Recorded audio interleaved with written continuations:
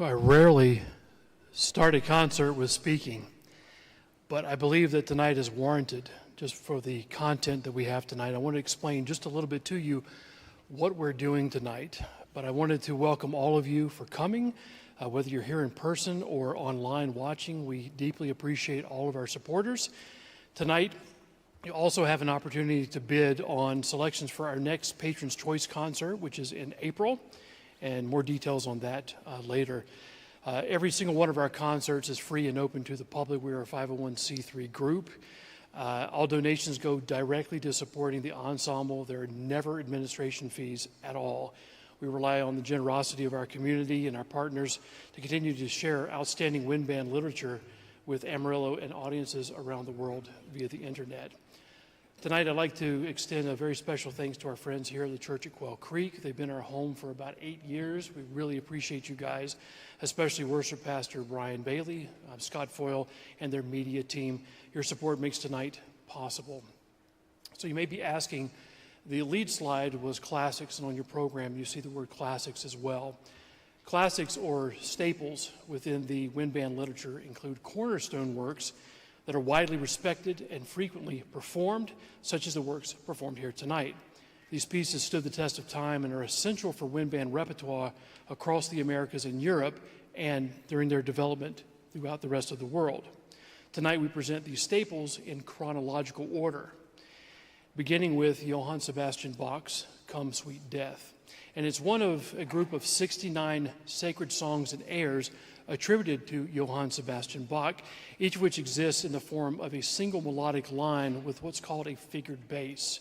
That figured bass is either an organ and a basso continuo instrument like a bassoon, an ophicleide, a cello, something like that. And it was kind of like, you think about jazz notation or tablature today, that was their shorthand back in the day, and Bach wrote a lot of these pieces. Matter of fact, the ones that these come from was a collection of 496 songs written by Johann Sebastian Bach. That's a prolific output. If you think about all of his cantatas that he wrote for churches during his time at the church at Leipzig, and all of his works, that's an extraordinary amount of music to write. One of the things that we'll see with this type of literature is, as the wind band was developing, and it developed in Europe first and then came over to the Americas, each area had their own wind band or symphonic band, concert band. And we dive into, as we get closer to our time, more composers that are writing for the American experience, where a lot of conductors, composers were writing and arranging for European style. We were looking for something that was innately American. And we see the development of that style. And as we see simple forms kind of coming out, we will write and arrange songs of established composers like Johann Sebastian Bach. Now, Alfred Reed is the one who did this particular arrangement for us. This was performed for the first time on April 2nd in 1976 with the University of Miami Symphonic Wind Ensemble under the direction of Frederick Fennell.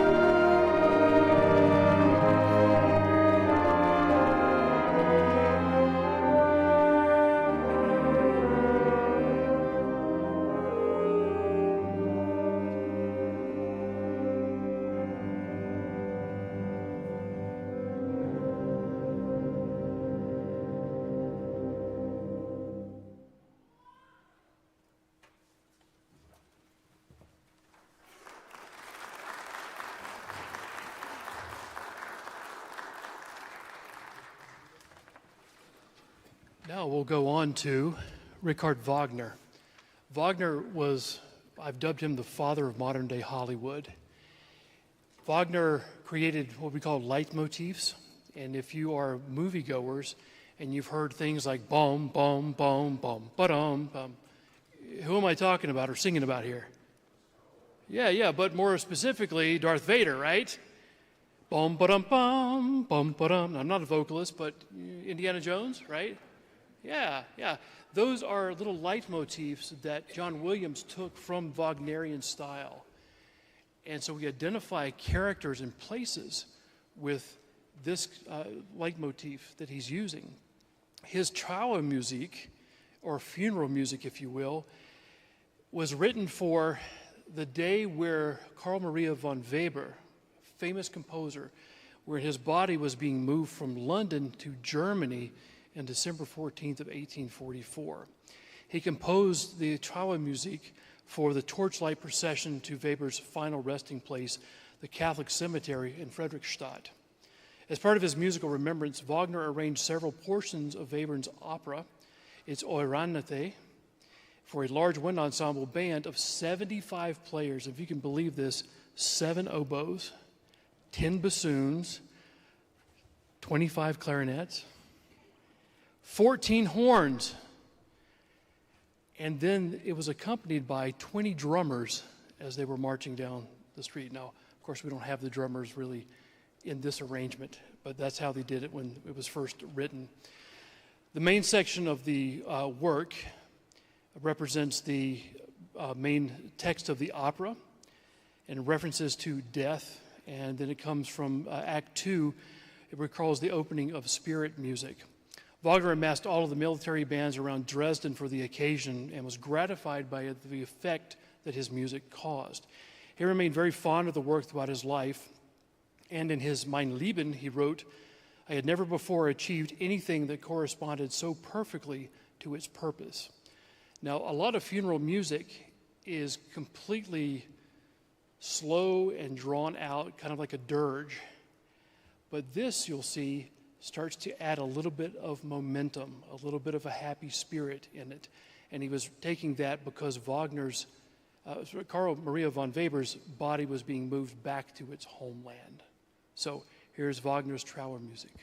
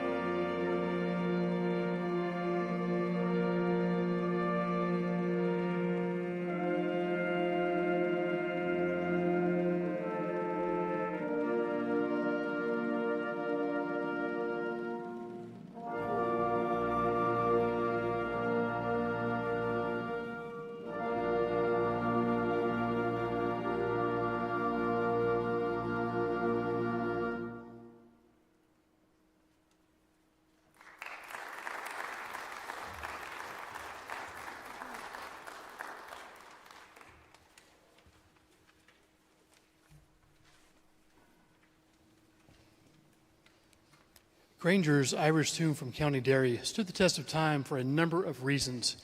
Colorful sonority, straightforward accessibility, and a memorable climax. It's also a very versatile piece, playable both by a young band and mature players, symphonic bands and wind ensembles. Irish tune could balance a heavier work on the concert program, but tonight I've done something that is not really done all the time. Normally this would stand by itself, but it's in a collection with another song called Shepherd's Hey, and not like H-A-Y, it's Hey, H-E-Y. These two put together are really fantastic. The special transcription of these two popular Granger tunes was prepared by Jack Stamp in honor of two retiring University of North Texas double reed faculty members. The premiere performance featured retiring and new faculty as well as a large number of University of North Texas double reed graduates.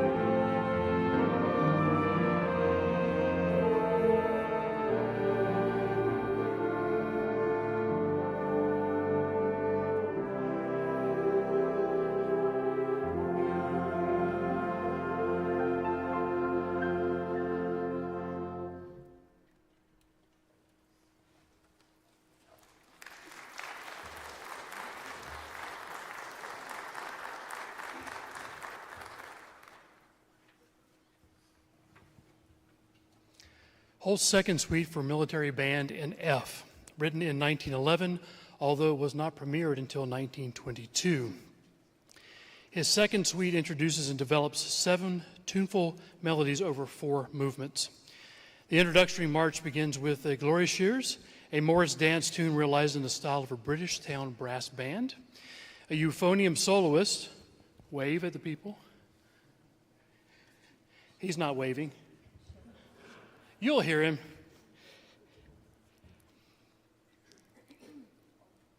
He plays this sweeping melody of the Swansea town song before the clarinets and saxophones dance to the cloudy banks. A recapitulation of Glorious Years concludes with the opening of the movement there. The second movement, Song Without Words, or I'll Love My Love, features a new exploration of the ensemble's texture, pairing mournful solo voices against a brooding pulse of woodwinds and euphonium. Third movement, the Song of the Blacksmith, features a much brighter and brassier color. Alongside driving syncopations, it is easy to imagine the blacksmith hard at work with sparks flying. After an unexpected transition, the fullness of the countryside is revealed in the final movement, Fantasia on the Dargeson. Propelled by joyful jig-like rhythms in a celebratory fashion, a sustained setting of green sleeves triumphantly arise before the contrast of the opening tuba and piccolo close the suite. You'll notice that there's 2 different melodies happening at the same time in this movement. You'll see me go into 1. Some of them are in 2, and some of them are in 3. So listen and see if you can hear that.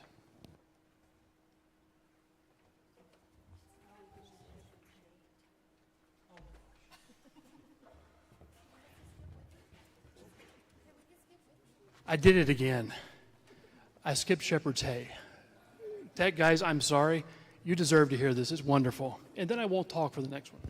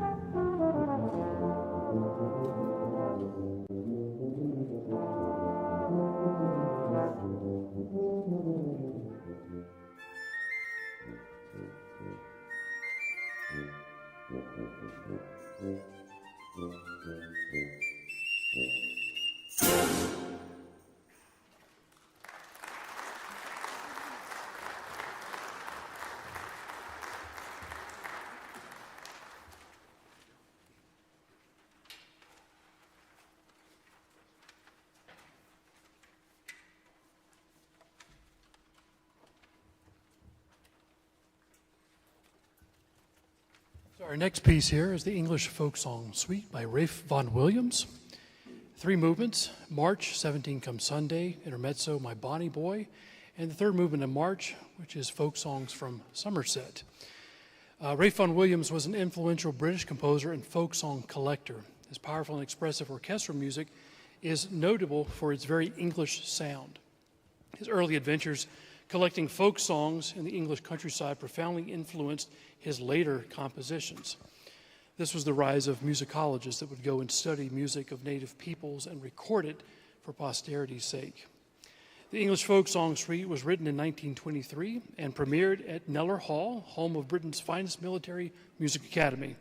It uses its source material, several English folk songs, and cast into those 3 movements I discussed earlier. The original composition also included a 4th movement called Sea Songs, which Vaughan Williams later decided to publish separately. While most of the work is straightforward, the Intermezzo movement approaches the harmonic daring and lyricism that marks the rest of his compositional works. At this point, I'd like to bring up Mr. James Baker to talk about donations and also what we're doing tonight with our Patron's Choice. And basically, I get asked all the time, will you play this piece for us? Well, here's the time to put your money where your mouth is. This is really our only fundraiser that we do during the year, and you get to decide what we play on 7 different slots on our concert program. And to talk a little bit more about this is our treasurer, Mr. Baker. Just Baker. Thank you for everybody for coming. We're glad that you're here. Yes, I'm the treasurer, and Rodney and I have decided that the 2 drummers could outplay the 14 horns, no problem. And I'm at least the 2nd best drummer on stage, so that's good. Yes, I'm the money guy. I'm the guy that asks for money, and that's important for us because we have huge aspirations. We're very, very thankful and blessed to be in a place like this and to be able to play and to have you all come. It's a very comfortable place, and it sounds great, doesn't it? But at the same time, we have our own dreams of having our own place, and it all comes from the support that we get from the community. We do, every one of us, pay a little out of our pocket every year, and I don't call it dues, I call it a donation. Our dues are coming to practice and practicing and rehearsing, and that's when you pay your dues, is whenever you're doing the rehearsals and the performances. So we all contribute to it because we are a nonprofit. But we ask for your help.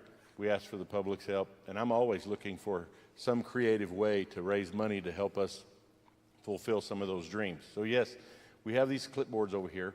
It's for our concert next spring, and if you'd like to bid on a song, our donations start at $100, and you get to choose the song. And we'll be doing some of the bidding too. I don't know if I can outbid Mr. Wiley, our tuba player over here, but I'm going to try. And sometimes you have to take a loan out to beat Wayne out because he's one of those march people. So we'll definitely be playing some Sousa marches and some other stuff. So please be a part of that for us. And we have our Christmas concert coming up in a few weeks. Look forward to that. So we'd like to have you there. But again, it's all based on donations. So whatever's in your heart, we'd appreciate you helping us out in some way. And know this, it all goes to a good cause because our concerts are free. We give to local charities. We don't hoard a bunch of that money. It's for our own use and for our own expenses, and then everything else goes back to the community. So we appreciate everybody being a part of that and thankful that you're here and hope you'll follow us more on Facebook and other places. So thank you again for coming.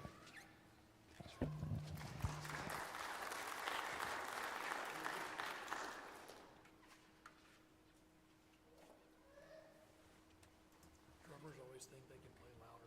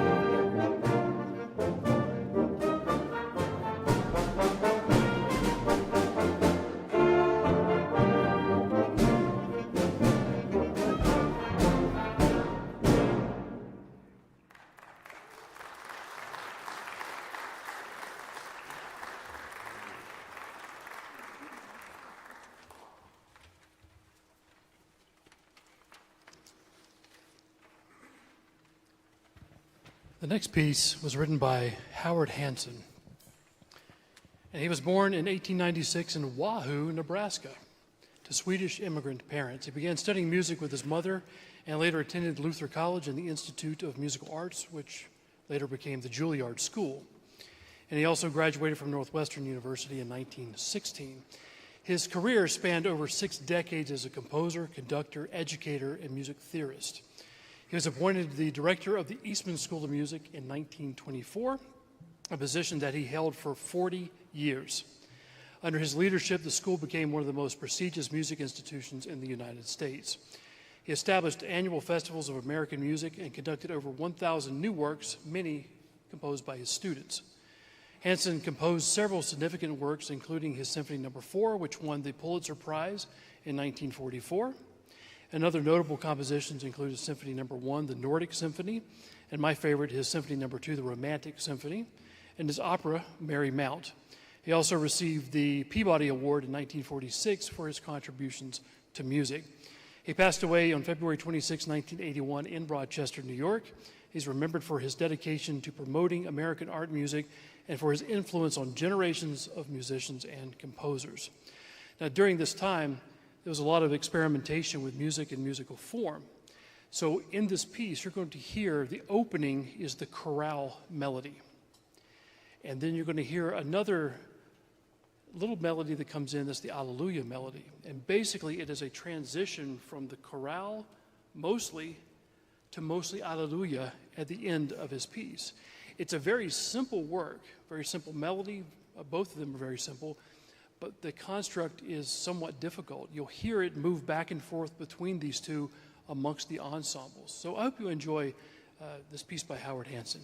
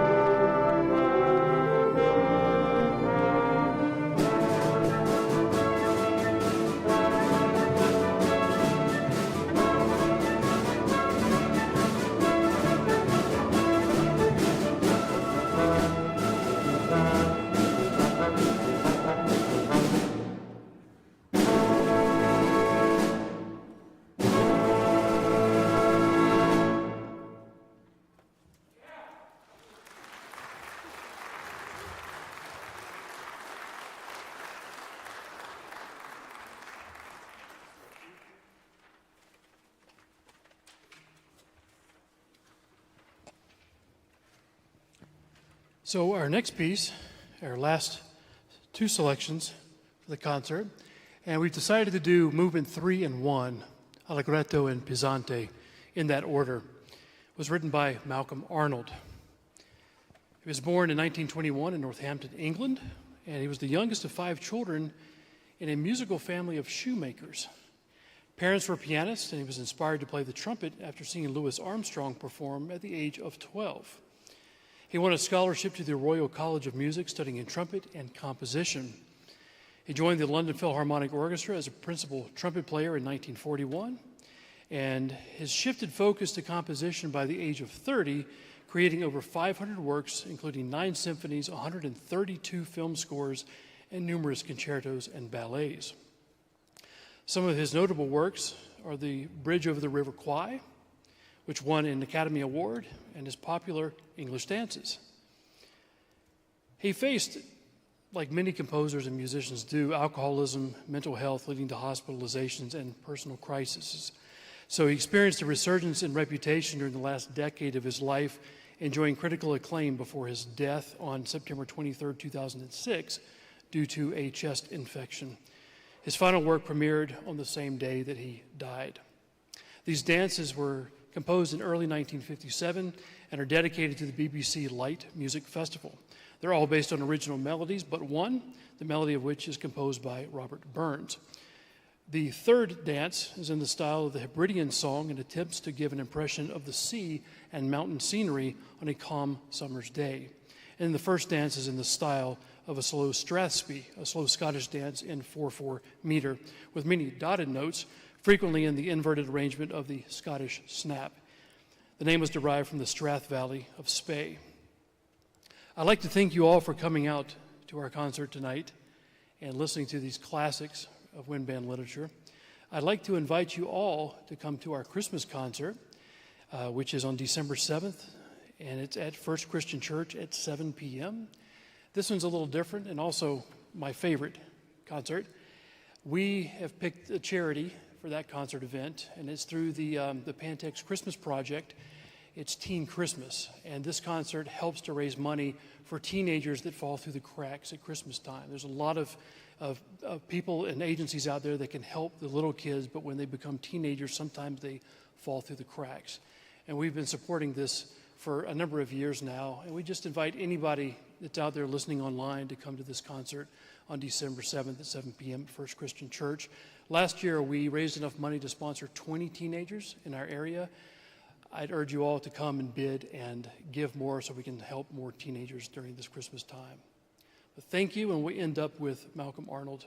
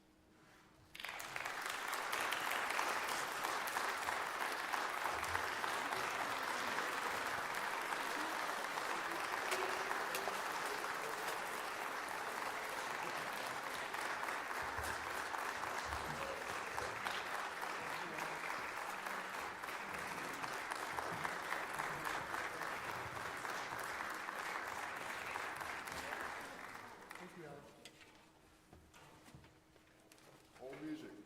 Turn it in the box over here. It says old music. Thank you very much. Thank you for coming.